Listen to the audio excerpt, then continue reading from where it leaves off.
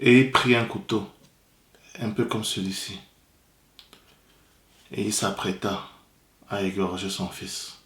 Salut à toi et bienvenue sur Un Chrétien Lambda. Aujourd'hui, je vais aborder avec toi une histoire assez merveilleuse, mais assez forte en émotion. Une histoire sur un personnage que j'admire énormément dans la Bible. Un personnage qui m'impressionne énormément. Et ce personnage est Abraham. Abraham était un fervent serviteur de Dieu, totalement dévoué et obéissant. Il avait une foi incroyable, une foi que je n'arrive même pas à imaginer. Et cette foi a été mise dans une situation spécifique à rude épreuve. Abraham avait un fils Isaac. Et Isaac était en quelque sorte un enfant miracle. C'était un enfant qu'il avait eu avec sa femme Sarah, qui avait à ce moment-là 90 ans.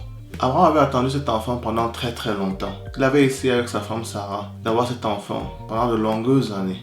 Et ce n'est qu'à 90 ans que sa femme Sarah a conçu après que Dieu l'ait annoncé à Abraham. Et cet enfant faisait la joie d'Abraham. Et voici qu'un jour, Dieu dit à Abraham, je veux que tu sacrifies cet enfant pour moi. Et là, je ne sais pas si vous vous rendez compte, mais pour moi, c'était assez incroyable. C'était une demande tellement forte, tellement puissante. Et dans ma propre vie, j'ai un enfant aussi que je peux considérer comme étant un enfant miracle. Et je peux pas imaginer qu'un jour Dieu me demande, sacrifie cet enfant-là. Cet enfant-là dont je t'ai fait grâce, dont j'ai accompli un miracle pour que tu l'aies. Sacrifie-le.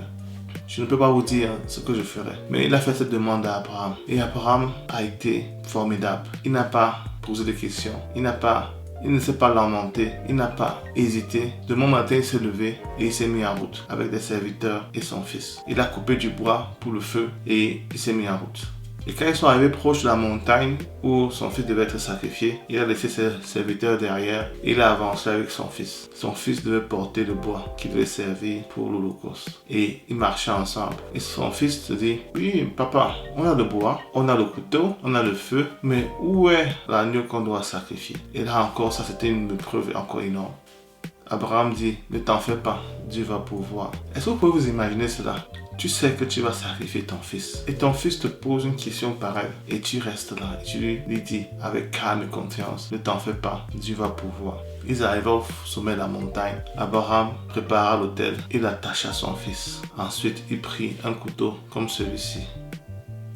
Et il s'apprêta à l'égorger.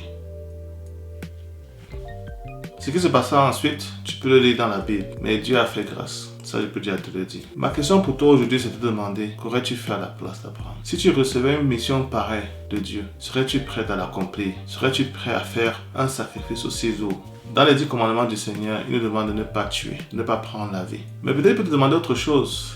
Il peut te demander d'abandonner toutes tes richesses, comme ça a été le cas de ce riche jeune homme qui a rencontré Jésus et lui a demandé qu'est-ce que je dois faire pour te suivre. Et Jésus lui a dit, abandonne tout ce que tu as et suis-moi. Et il n'a pas pu le faire. Quelles sont les choses auxquelles tu tiens tellement à cœur, au point où, si Dieu te demande, abandonne ces choses pour moi, tu ne serais pas capable de le faire? Je t'invite à méditer là-dessus. Qu'aurais-tu fait à la place d'Abraham? Aurais-tu capable de sacrifier ton propre fils? J'aimerais écouter ce que tu en penses dans les commentaires. N'hésite pas à donner ton avis. Et je t'encourage sincèrement à réfléchir. Qu'est-ce que tu es prêt, toi, personnellement, à sacrifier pour Dieu, pour celui que tu dis aimer, pour celui que tu dis servir? Merci de m'avoir écouté. N'oublie pas de t'abonner, de partager, de liker. Le Seigneur nous invite à nous aimer les uns les autres. Montre ton amour en encourageant cette chaîne, en encourageant ce travail, en participant dans les commentaires et en faisant en sorte que cette chaîne soit une chaîne vivante. Je te dis donc à très bientôt et que le Seigneur te bénisse.